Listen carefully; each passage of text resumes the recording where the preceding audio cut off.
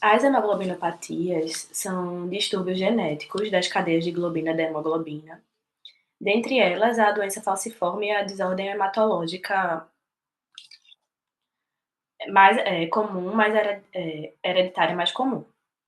Sua base genética ela envolve uma mutação pontual na sexta posição da cadeia beta da hemoglobina, em que o ácido glutâmico é substituído por valina, originando a hemoglobina S. E a outra variante, que a hemoglobina C, ocorre quando o ácido glutâmico é substituído por lisina. A doença falciforme tem um padrão de herança autossômico recessivo. O traço falciforme geralmente é assintomático, e os pacientes com o genótipo HBSES apresentam maior morbidade sistêmica, enquanto aqueles com os genótipos heterozigotos, que é o HBsC e o HBs beta-talassemia, têm uma maior probabilidade de manifestar a retinopatia falciforme proliferativa. A hipervicosidade e o hematócito elevado na HBsC favorecem a isquemia crônica leve, estimulando a neovascularização. E já na HBsS, a oclusão é mais profunda e a necrose, inibindo a angiogênese. As hemácias falciformes sofrem polimerização da HBs em condições de hipóxia, acidose e hiperosmolaridade que levam à falcização. Então, essas células têm deformidade reduzida, promovendo uma hemólise intravascular, oclusão microvascular, trombose, isquemia, necrose tecidual e o dano endotelial.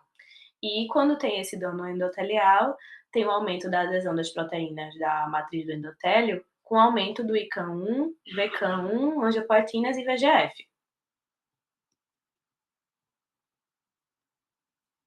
A maior frequência dos genótipos associados a HBS é observada em populações de ascendência africana, sendo que o pico da manifestação ele ocorre entre 15 e 24 anos em homens e 20 a 39 anos em mulheres, com HBsC.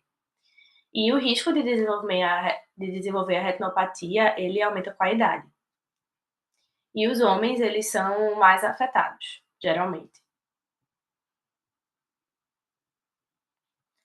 Entre as manifestações oculares, os pacientes podem apresentar o sinal da vírgula na conjuntiva, que é mais frequentemente observado na conjuntiva bulbar inferior e no fórnice, atrofia segmentar de íris, efema, neovascularização, hemorragias e infartos orbitários. Já na retina, podemos observar tortuosidade vascular, sinal da depressão macular e o afinamento parafoveal, estrias angioides, que são causadas pela ruptura da membrana de Bru, e oclusões da artéria central da retina podem acontecer. As alterações retinianas na retinopatia falciforme não proliferativa, elas são causadas pela oclusão arteriolar e capilar ou pela isquemia local. E podem estar presentes as hemorragias em Salmon PET, que representam áreas de hemorragia retiniana que ocorrem após uma oclusão arteriolar periférica da retina. Essas lesões elas são arredondadas ou ovais, vermelhas ou cor de salmão e podem ser elevadas ou planas. Já os corpos iridescentes, eles são manchas refratárias, que são hemorragias antigas reabsorvidas com a deposição da hemosiderina na retina interna.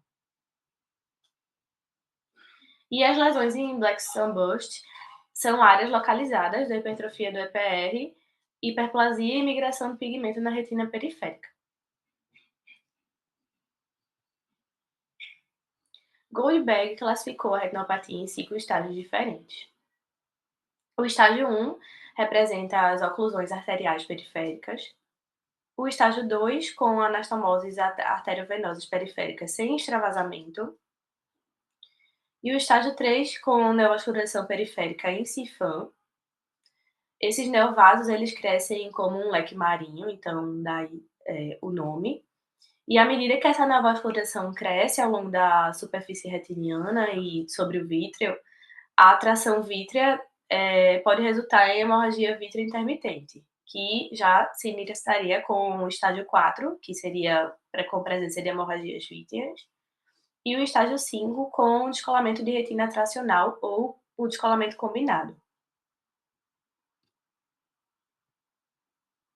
Quanto aos exames complementares, a angiografia fluoresceínica é útil para mostrar a extensão do vazamento das lesões em CIFAM e também para documentar a extensão e a progressão da isquemia retiniana periférica.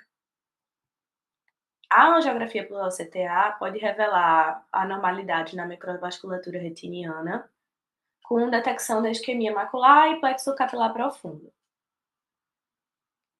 A tomografia de coerência óptica pode demonstrar afinamento retiniano macular com afinamento difuso ou um afinamento local, né, focal nas regiões temporais.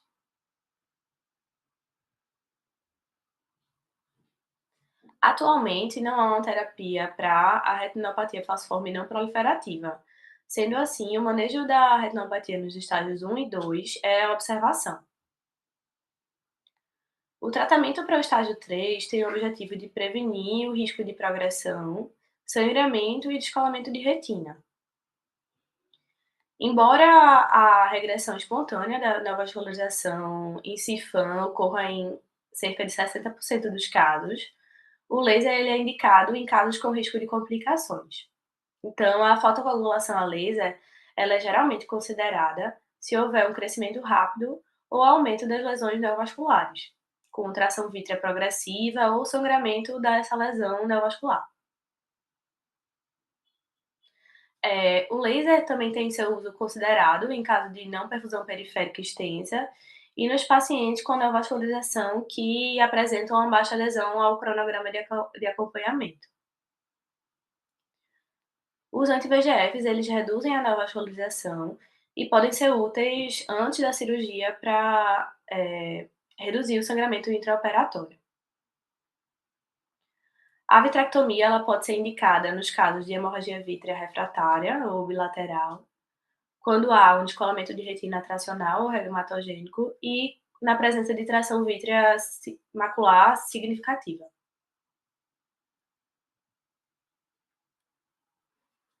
Quanto aos cuidados cirúrgicos, a anestesia geral é preferível para a realização da vitrectomia, pois permite um controle ideal da dor intraoperatória.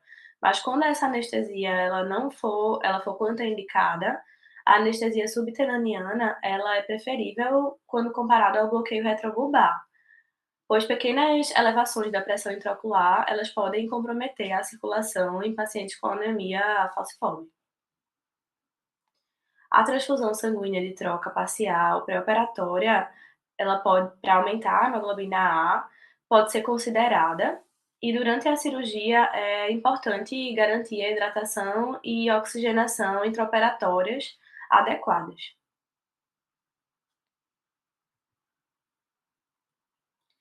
Como as lesões geralmente se localizam na periferia retiniana, indivíduos com retinopatia em estágios iniciais frequentemente permanecem assintomáticos.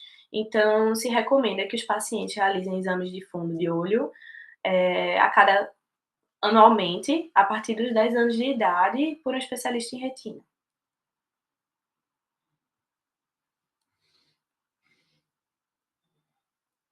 A doença de Coates é caracterizada pelo desenvolvimento unilateral e progressivo de anormalidades vasculares da retina, com telangiectasias retinianas, arteriolas ectásicas, microaneurismas e dilatações venosas e capilares.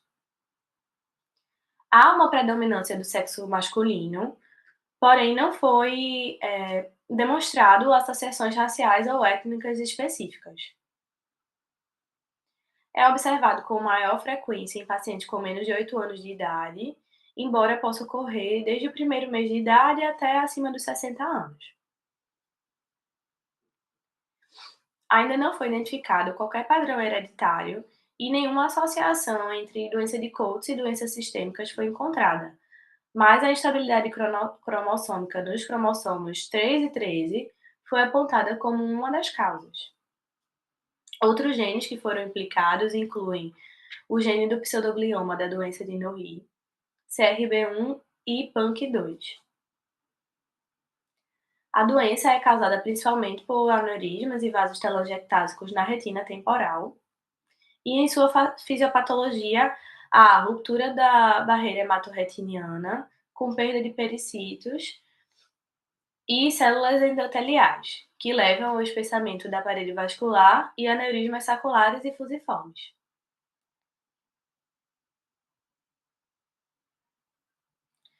Os sinais e sintomas mais comuns são a redução da acuidade visual, que na maior parte dos casos pode variar de 20/200 até a percepção luminosa.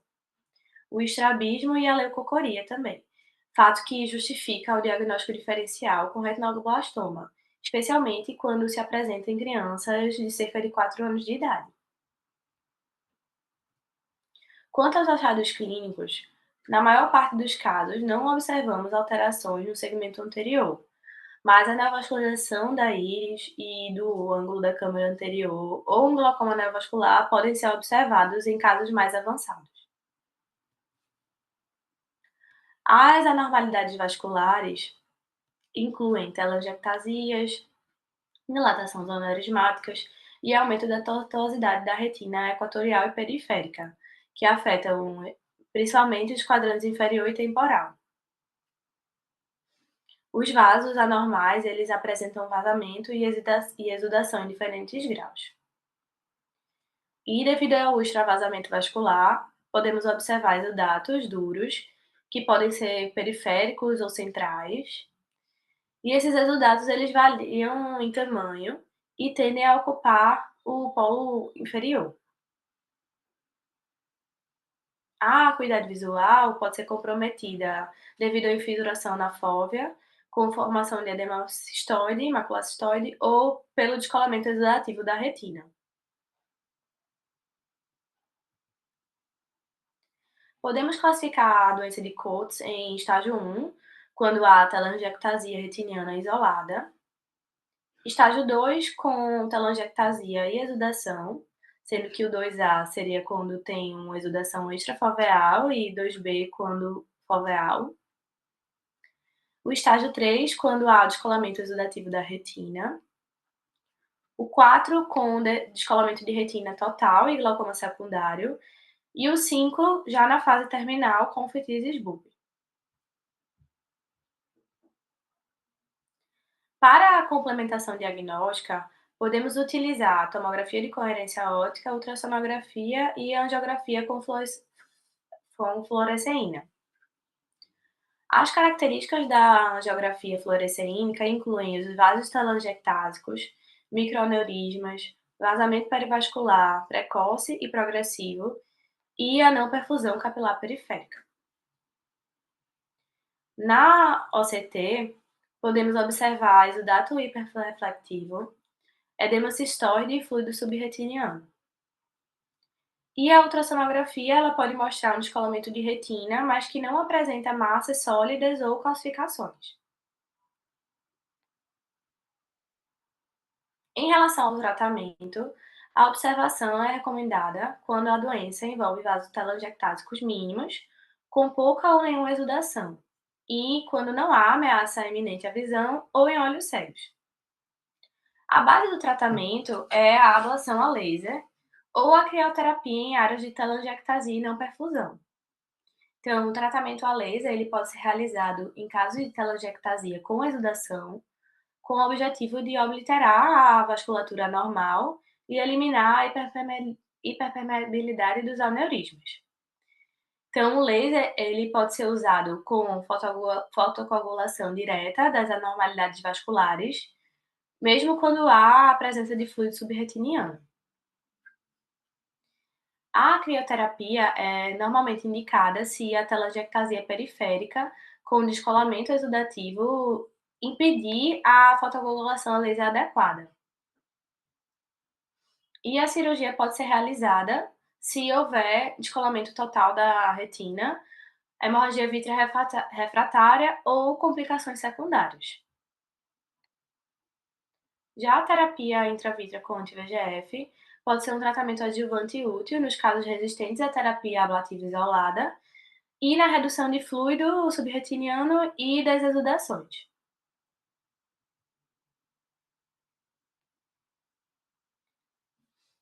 Os macroaneurismas arteriais da retina são dilatações focais adquiridas dos ramos arteriais da retina, de localização entre as primeiras bifurcações arteriais até os ramos de terceira ordem ou cruzamento arteriovenoso no polo posterior.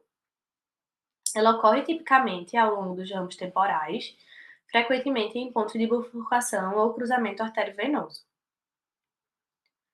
O espessamento da parede do vaso arteriolar, ele é semelhante às alterações arterioscleróticas em outras partes do corpo, resultando em áreas focais de isquemia, remodelação do colágeno da íntima maior e dilatação do diâmetro do vaso. A parede arteriolar enfraquecida, ela pode se romper e causar hemorragia e exudação em qualquer nível da retina. A hipertensão arterial sistêmica, idade acima de 60 anos e o sexo feminino são os principais fatores de risco associados. O diagnóstico é feito no exame clínico e por meio de exames de imagem. Na maior parte dos casos, o macroaneurisma arterial retiniano é encontrado incidentalmente no exame fundoscópico em paciente assintomático. No entanto, os pacientes eles podem se queixar de perda aguda da visão devido ao edema macular ou de hemorragias. Podem ainda apresentar metamorfopsias quando há o envolvimento foveal ou floaters quando há uma hemorragia vítrea. A dilatação arredondada ou fusiforme de uma arteríola retiniana geralmente é observada dentro de um ramo do terceiro grau de uma das quatro artérias da arcada principal. Esses macroaneurismas eles podem variar de 100 a 250 micrômetros de diâmetro e são mais frequentemente encontrados na retina temporal, ao longo da arteríola superotemporal. Os achados associados, eles incluem as telangiectasias capilares, remodelação vascular e edema da retina. A angiografia com fluoresceína é o exame de escolha para diagnosticar e delinear a lesão suspeita. Os macroaneurismas, eles se preenchem na fase inicial e coram as paredes dos vasos. Há preenchimento na fase intermediária ou tardia em aneurismas saculares ou na fase inicial em aneurismas fusiformes. Alterações dos capilares também podem ser observados e possíveis vazamentos podem ser observados nas fases posteriores. Quando associados às oclusões venosas retinianas, podem ser observadas áreas de isquemia progressiva e o vazamento também pode ser observado progressivamente, sendo que áreas de hipofluorescência bloqueada devido ao sangue adjacente também podem estar presentes. Se uma hemorragia significativa tornar a angiografia inconclusiva, a angiografia com indocianina verde pode ser uma alternativa útil, pois possui uma absorção e emissão da faixa infravermelho próximo e permite uma penetração mais profunda nas áreas de hemorragia. A tomografia de coerência óptica, ela permite a visualização da lesão e também de suas complicações associadas. Então, no OCT, o macroaneurisma ele se apresentará com uma lesão hiperreflexiva, redonda ou oval nas camadas internas da retina. E o exame ele também tem um grande valor nas complicações, como o edema macular, descolamento seroso da retina. O manejo das manifestações oculares do macroaneurisma depende da acuidade visual do olho afetado, da localização da lesão e das consequências associadas. Então, geralmente, esses macroaneurismas eles evoluem espontaneamente e apresentam um prognóstico visual favorável. Em todos os pacientes com esse diagnóstico, deve-se realizar uma investigação sistêmica para hipertensão e doença vascular. A observação é geralmente recomendada para os olhos com boa acuidade visual, com a lesão localizada inferiormente ou nasalmente e com exudação ou hemorragia mínimas. Na maioria desses casos, há uma involução e resolução espontânea. Se o paciente desenvolver hemorragia ou exudação significativa que comprometa a mácula, especialmente quando os macroaneurismas são localizados temporalmente ou superiormente, se recomenda a fotocoagulação precoce da retina com laser de argônio. E a proposta terapêutica é de uma oclusão do macroaneurisma, e para isso, sugere-se circundar a lesão com miras grandes, com intensidade moderada, podendo ser seguida por uma aplicação direta sobre a superfície do macroaneurisma, com intensidade leve e mira do tamanho da lesão para evitar a ruptura desse aneurisma, do macroaneurisma. O laser de argônio, aplicação direta, em todo macroaneurisma, ela deve ter sempre essa cautela com a potência relativamente baixa, com longa duração de queima e com a mira do tamanho da lesão para evitar essa ruptura do aneurisma. E acredita-se que a fotocoagulação indireta a laser, ela reduz o consumo de oxigênio e o fluxo sanguíneo para o macroaneurisma e tende a diminuir a exudação dos capilares adjacentes. Então, essa técnica, ela pode ser combinada também, associada ao laser direto ou indireto. Já a terapia com anti-VEGF tem sido utilizada isoladamente ou associada à fotocoagulação nos casos quando há um edema macular. Se houver uma hemorragia pré-macular extensa e sem resolução, a hialodotomia com IAG laser pode ser realizada para promover uma dispersão do sangue para o vítreo, onde ela pode ser mais facilmente absorvida. Mas essa abordagem ela é controversa. A hemorragia submacular prolongada, ela pode ser tóxica para os fotorreceptores e para as células do EPR. Então, o descolamento da hemorragia ele pode ser obtido por injeção de gás intravítreo expansivo, com ou sem o auxílio do ativador de plasmogênio tecidual adjuvante. E a vitrectomia via paz plana, ela pode ser considerada em casos de hemorragia vítrea ou submacular. Tumores vasoproliferativos da retina são lesões retinianas raras que foram inicialmente denominadas como hemangiomas retinianos presumivelmente adquiridos, para os diferenciar do hemangioma capilar. A etiologia do tumor ainda não é completamente compreendida, embora a maioria ela seja supostamente de natureza idiopática. O estudo da lesão, ele sugere uma natureza reativa em vez de neoplástica. O estudo microscópico da lesão revela uma mistura de proliferação vascular com células gliais, capilares finos e vasos sanguíneos obliterados. Geralmente estão presentes na terceira ou quarta década de vida e acometem igualmente ambos os sexos. Os tumores eles podem ser primários, seriam os idiopáticos, ou secundários a doenças oculares pré-existentes, geralmente doenças oculares inflamatórias, vasculares, traumáticas e degenerativas. A maioria dos pacientes com os tumores primários, eles apresentam uma lesão única, enquanto os pacientes com tumores secundários apresentam lesões múltiplas em 40% dos casos. Os pacientes geralmente apresentam queixas de redução da acuidade visual, embora alguns casos sejam assintomáticos e descobertos em avaliações de rotina. Flúteres, fotopsias e metamorfopsias são outras queixas comuns. Os tumores aparecem como uma massa vascular arredondada, elevada, com coloração amarelo-rosada e geralmente estão localizados na região pré-equatorial e inferotemporal da retina. Podem apresentar ainda exudatos duros originários do tumor, fluido subretiniano, hemorragias subretinianas ou vítreas, com celularidade vítrea, edema macular cistoide e membranas epi e subretinianas.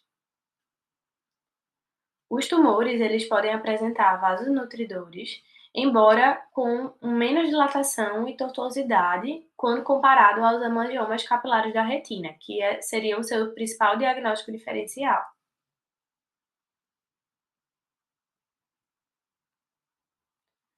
Os exames complementares, eles incluem a ecografia, a angiografia de fluoresceína e a tomografia de coerência óptica. A ecografia mostra um tumor sólido com a refletividade interna média a alta e sem sombra coroidal. A ecografia também é útil para medir e acompanhar a resposta ao tratamento. A anjo geralmente tem um valor limitado pela localização periférica preferencial desses tumores, mas ela pode revelar um preenchimento precoce na fase arterial, com o aumento da hiperfluorescência e vazamento tardio. A tomografia de coerência óptica também tem um papel limitado pela localização periférica da lesão, mas é frequentemente utilizada para documentar e acompanhar os achados retinianos secundários, como edema, fluido subretiniano e formação de membrana. Diversas modalidades de tratamento estão disponíveis e podem ser utilizadas isoladamente ou em combinação. Pequenos tumores vasoproliferativos periféricos sem exudado significativo ou maculopatia podem ser tratados com a observação periódica. A maioria desses tumores, eles podem ser tratados com sucesso com crioterapia transconjuntival com congelamento e descongelamento. Como os tumores vasoproliferativos geralmente estão localizados na periferia, a crioterapia pode ser aplicada de forma transconjuntival sob a observação por oftalmoscopia binocular indireta. O objetivo do tratamento é de congelar todo o tumor, permitindo um descongelamento lento. Então, mais de uma sessão ela pode ser necessária para atingir o objetivo da involução completa do tumor. A fotocoagulação a laser tem um papel limitado, devendo ser reservada para os tumores pequenos e como uma terapia complementar a outras modalidades de tratamento. A terapia fotodinâmica também tem uma principal limitação, que é a dificuldade técnica para atingir a localização periférica desses tumores. E a bracterapia, ela é indicada para lesões grandes e lesões associadas ao descolamento de retina. A ressecção cirúrgica, ela raramente é indicada e a cirurgia pode ser realizada por via pars plana ou transescleral. Já as injeções intravítreas, elas são consideradas em associação ou após outras modalidades terapêuticas destrutivas, quando há uma redução da acuidade visual, principalmente devido ao edema macular. Aqui é o QR Code também que dá presença, se quiserem utilizar. E essas foram as referências utilizadas na apresentação. Obrigada.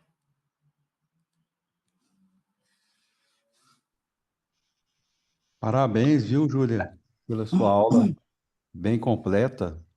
E você colocou aí todas as patologias aí que a gente está acostumado. Mas interessante, eu quero falar para você, é que a crioterapia ela não pode ser esquecida. É muito fácil você fazer como se estivesse fazendo uma indentação periférica e tratar com crio localizado aí, em muitos casos, né, como você bem demonstrou. Logicamente que temos os antiangiogênicos, os lasers, e especialmente nesses últimos casos, onde a gente pode não ter uma visualização assim muito boa, periférica, os equipamentos de grande angular, as anjos de grande angular, elas mostram essas lesões. E lembrar que, às vezes, o tratamento mais em conta, como o Avastin, resolve. E é bom classificar essas lesões, como na falciforme, onde nós temos aí um comportamento proliferativo que é facilmente observável e tratável também, né? Parabéns. Obrigada. Júlia, realmente, parabéns, viu? Sua aula está muito completa. Você fez, assim, você deixa até pouco espaço para a gente perguntar, porque você conseguiu cobrir aí todas as indicações de tratamento, né? E como fazer o tratamento, que às vezes é uma dúvida, né? Quando você vai fazer, por exemplo, tratar um macroaneurisma, potência, como tratar. Então, isso foi muito interessante também que você colocou, porque você não pode dar um spot com uma mira muito pequena no mecanismo, senão às vezes você pode até rompê-lo, né? Então, você colocou isso muito bem, fazendo a técnica de parede ou com um térmico mais baixo, com um spot maior aí para tratar o macroaneurisma. Gente, vocês desculpem, essa voz está ridícula. É, uma outra coisa que eu queria só trazer é que o ACTA hoje ele também tem sido usado como uma ferramenta para anemia falciforme, né? Uma vez que ele permite que você veja as alterações até mais precocemente, como um aumento da ZAF, como uma diminuição da densidade do plexo superficial e profundo. E isso, claro, né, não é uma coisa que está disponível em todo lugar e que a gente usa muito de rotina, mas só para lembrar, só para complementar que é uma ferramenta que também pode trazer informação antes mesmo das alterações estarem presentes no fundo do olho. E reforçando aquilo que você colocou muito bem também, a diferença entre SC e SS, né? Que às vezes você tem falciforme e a pessoa não tem alteração periférica, ainda não tem retinopatia com a mesma frequência que a gente gostaria, porque provavelmente o genótipo é um SS e não um SC. Então, parabéns mesmo. Vou abrir aqui para, se os outros colegas tiverem alguma pergunta para colocar. Você tem parabéns aqui do Rodrigo, do Enzo, da Érica, do Fred, viu? Parabéns mesmo. E tem uma pergunta da Érica falando em vasculopatia, que apesar do caráter inflamatório, é importante lembrar de IRVAN, que é um caso mais raro, mas que deve ser lembrado, que é um diagnóstico de exclusão também, né? Bom, e eu vou colocar aqui uma pergunta para vocês, se a Manuela tiver aí, se quiser também complementar, Rodrigo. No tratamento dessas lesões periféricas, dessas vasculopatias, vocês preferem fazer a técnica tradicional, por exemplo, no Coates ou no tumor vasoproliferativo, de fazer, quando as lesões são maiores, de fazer crio diretamente no tumor, ou vocês preferem fazer anti-VEGF prévio e depois fazer a CRIO, qual que é a experiência dos seus serviços, ou dos seus preceptores quiserem completar?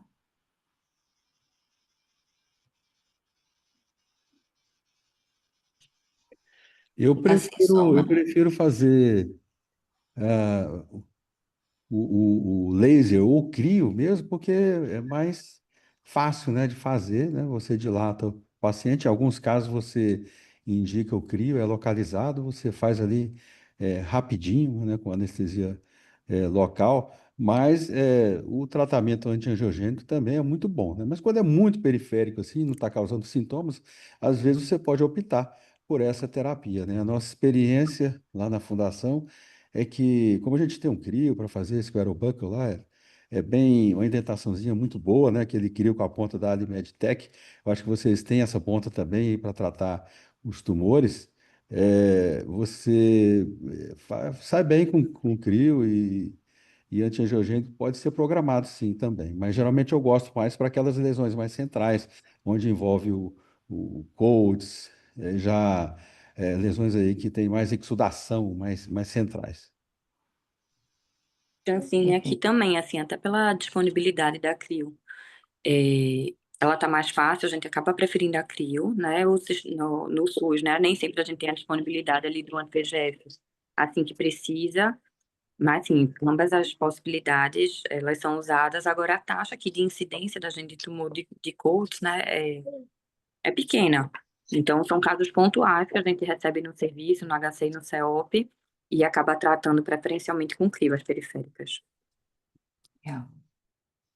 Rodrigo, quer Bom, colocar? bom dia, Bom parabéns dia. pela aula, viu? Eu acho, assim, questão do coach, é muito difícil você fazer laser, porque geralmente tem um pouco de descolamento de retina associado quando a gente pega, né? Então,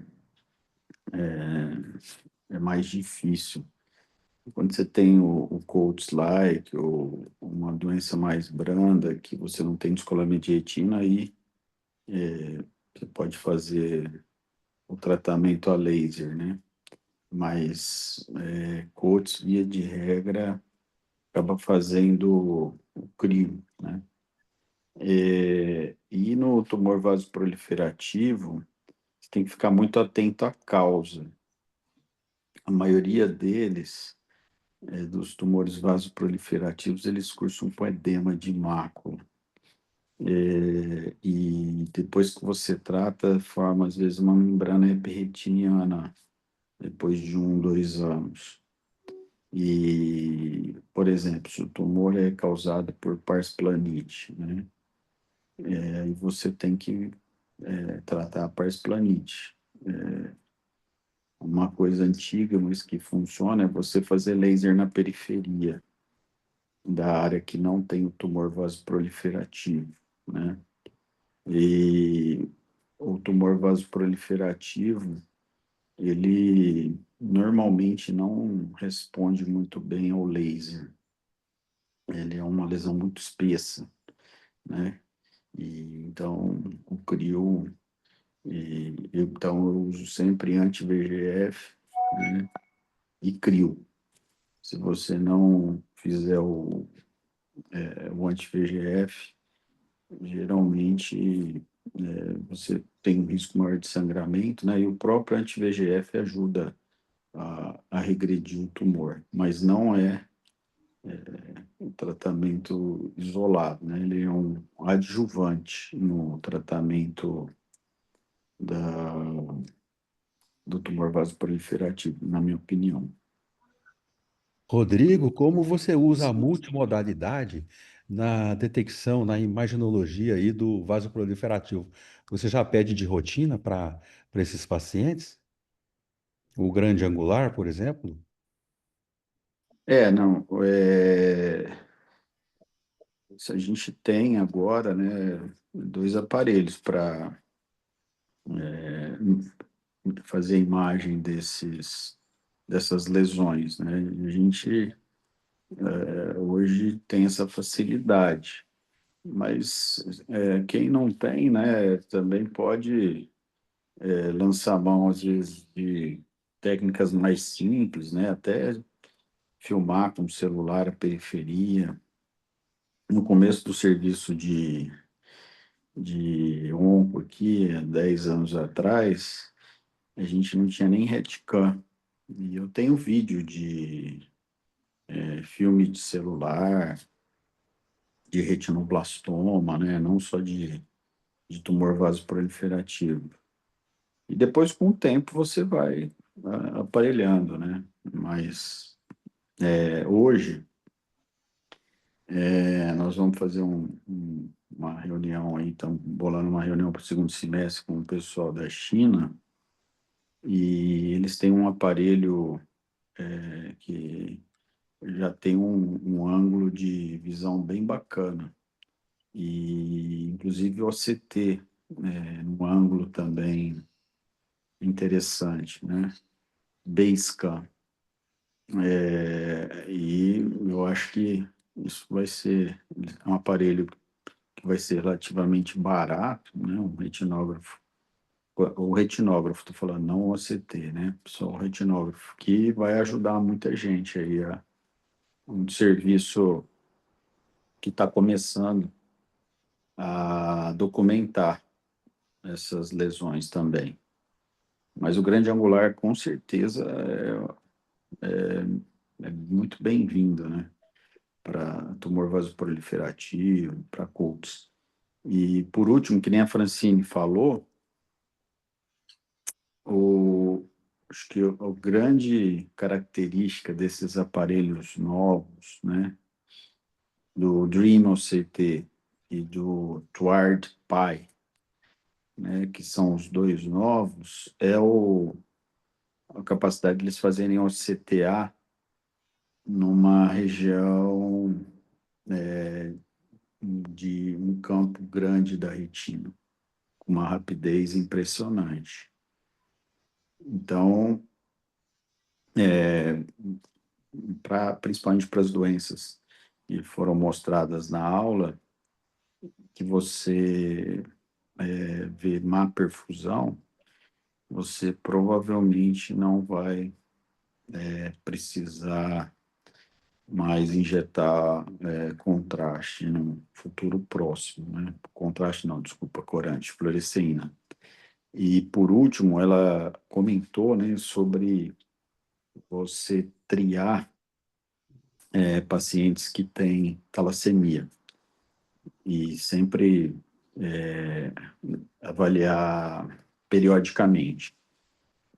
Tem a possibilidade de você fazer o exame colocando fluorescina via oral nas crianças de 10 anos e colocando elas no Califórnia ou no Silverstone.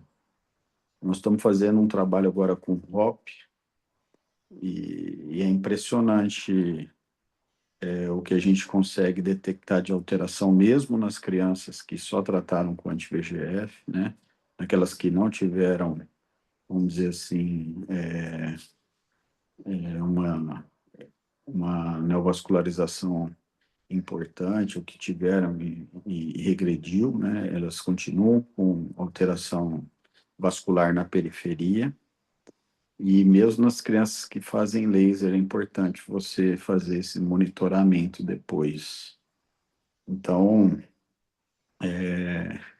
eu acho que a avaliação, como você perguntou, Hudson, com um grande angular, ela é muito valiosa. Excelente, Rodrigo, obrigada. Ô, Júlia, o Lucas Cavalcante, ele está pedindo para você repetir os parâmetros de tratamento com laser, por favor. Certo. Eu vou colocar aqui no compartilhamento da tela novamente. Mas o laser, ele tende a ser usado no macroaneurisma, né? Não é isso? Sim. Certo. Geralmente, quando se faz o laser no macroaneurisma, na lesão direta, né?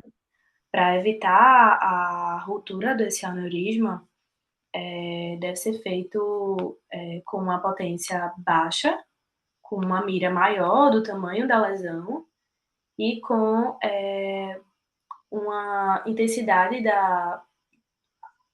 o tempo maior.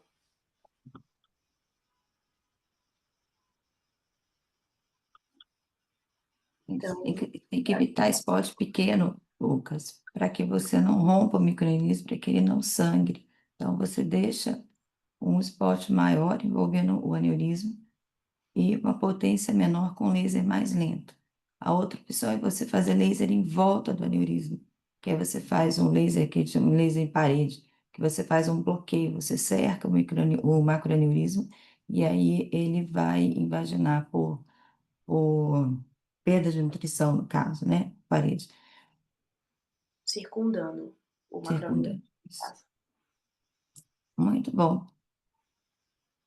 A Benor quer colocar alguma coisa? Alguém quer discutir mais alguma questão? Eu acho que foi muito bem explicado. Bom dia para todos. Mas a questão da Coates e da anemia falciforme é essa, né? Que é uma lesão que tem que ser acompanhada sempre. Porque o paciente vem de uma vez e às vezes na próxima que ele vê já está bem diferente o quadro, né? Ele pode desenvolver neoplasos. Então, assim, você não pode dar foco, você tem que estar examinando sempre. E quando também está controlado, de repente você vê aquela lesão crescendo de novo, lá você tem que tratar mais. Você vai tratar com laser, dificilmente trata com crio, mas tem casos que é necessário. E circundar toda a lesão e as áreas de isquemia, né, Abenor, também, para que a gente não deixe que essas áreas ajudem nessa progressão. Então, o monitoramento tem que ser feito e não dá para fazer com OCT, né, gente? Assim, não tem OCT periférico, porque a ANJA ainda é a melhor ferramenta para a gente ver essas vasculopatias, né? Só deixando aí esse adendo que a gente tem feito cada vez menos anjo. E mesmo na montagem que a gente tem hoje dos aparelhos, quando você faz, você não consegue chegar na periferia extrema para fazer, para ver fluxo, né? Então, a gente precisa ainda da angiofluoresceinografia. E lembrar também, o que você comentou, né, que a gente faz Manuela, a Júlia também colocou, que você faz a crio transescleral, né, transconjuntival, no caso, mas lembrar de deixar corticoide para esses pacientes, porque fica muito dolorido, tem muito edema de conjuntiva, então é bastante desconfortável, às vezes eles ficam com aquele olho até meio ptótico, assim, pela crio em si, Então, lembrar de deixar um corticoidezinho um pouco mais alto aí, tanto tópico quanto sistêmico, para amenizar a dor do pós, né? Do pós-tratamento.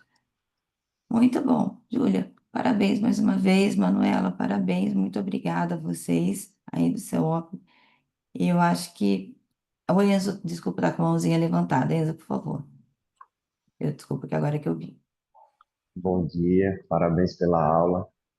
E só lembrando algumas coisas, o crio na tumor vasoproliferativo, ele tem essa capacidade de soltar a membrana epirretiniana, né? E a gente que é cirurgião nunca se antecipar na cirurgia desses pacientes.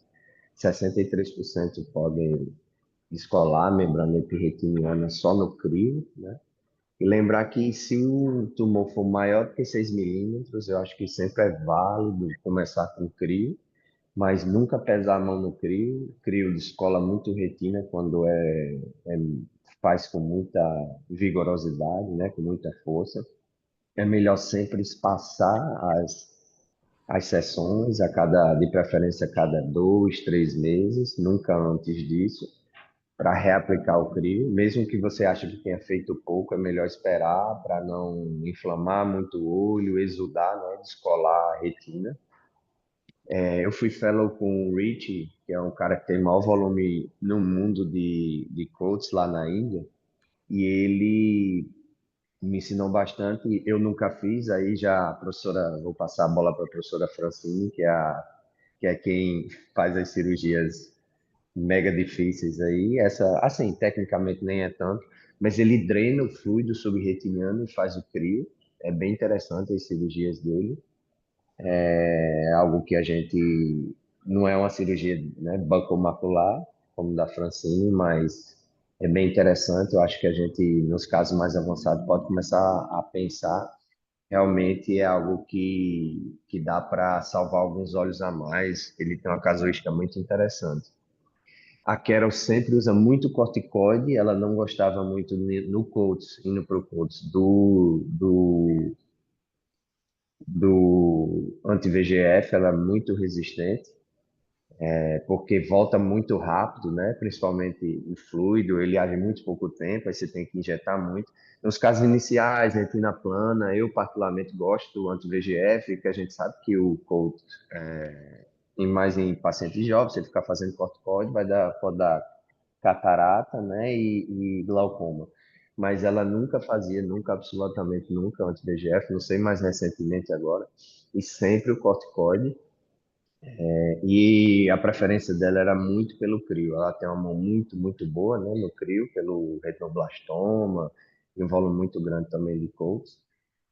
Mas eu acho que o crio na mão de quem tem bastante experiência, ou quem não precisa ter tanta experiência, mas quem tem paciência e não vai com tanta sede ao pote, né? Vai muito bem o crio, principalmente no tumor vasoproliferativo, né? Que, como o professor falou, é uma lesão espessa e o laser, em geral, não vai ajudar tanto. E no Colts você vai conseguir tratar um pouquinho mais rápido que o laser, né? Assim, o laser para ele agir, você tem que ter bastante experiência, assim, e paciência, porque você tem que deixar toda a retina alterada, mas você também não pode pesar muito a mão, porque isso vai exudar muito. E se exudar muito, aquele exudato pode ir para a fóvea, e aí faz aquele granuloma na fóvea e fica também uma visão muito ruim. Só esse detalhe aí que eu queria, principalmente da placa, tumores acima de 6 milímetros, aí considerar o uso da placa. Mas de agora que tem em Ribeirão, né, com facilidade, é uma coisa que às vezes você ficar fazendo muito crio, vai rasgar a retina, vai atrofiar muito e o tumor não vai curar. E dependendo do tamanho, a placa vai abreviar o tratamento. E parabéns mais uma vez, foi muito boa a aula, muito fluida e mostrou muito conhecimento. Muito obrigado mais uma vez. Gente, obrigada, Enzo. Você trouxe dicas valorosas aí também, principalmente no tratamento e na condição. É muito interessante essa questão de colocar a placa, porque às vezes a gente vê uns casos muito desanimadores, né? Casos que você faz o crio, faz um anti-VEGF. O anti-VEGF, no caso, para diminuir um pouco de líquido e talvez você tenha uma ação maior até do tratamento, né, com o próprio crio mesmo, ou laser, ou faz um misto de crio, laser, seca, sabe, lesão para tentar não progredir, e às vezes a gente não tem uma resposta tão boa. E a ideia de fazer vitrectomia com drenagem de fluido, ou então drenagem com crio posterior, é muito interessante. É abordagem interna, né? Melhor, com menor risco de sangramento, e às vezes fazer sanduíche aí também é bem interessante. Não tive a oportunidade de fazer, mas eu tenho um colocado.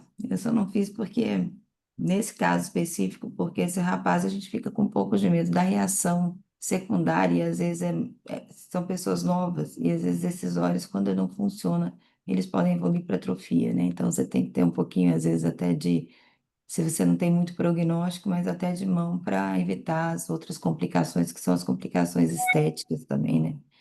Mas muito boa ideia da placa. Obrigada, Enzo. Mais uma vez. E, Júlia, parabéns mais uma vez. Obrigada a todos por esses primeiros 6 meses aí de Retina Rooster. A gente vai dar um intervalo, então, de férias, aproveitar um pouquinho do frio, que até Ribeirão tá frio. E lembrando aí do evento do Hudson, que no próximo dia 24, dia 17 de julho, que tem o Red Awesome, que é uma reunião muito legal cirúrgica com cirurgiões do mundo inteiro e que tem uma troca muito interessante de experiência. Então, para quem nunca assistiu, eu sugiro fortemente que vocês assistam, porque vale muito a pena. Então, o Hudson colocou aí, antes de sair, o link no chat, também na página dele tem esse link. Então, só lembrando que a gente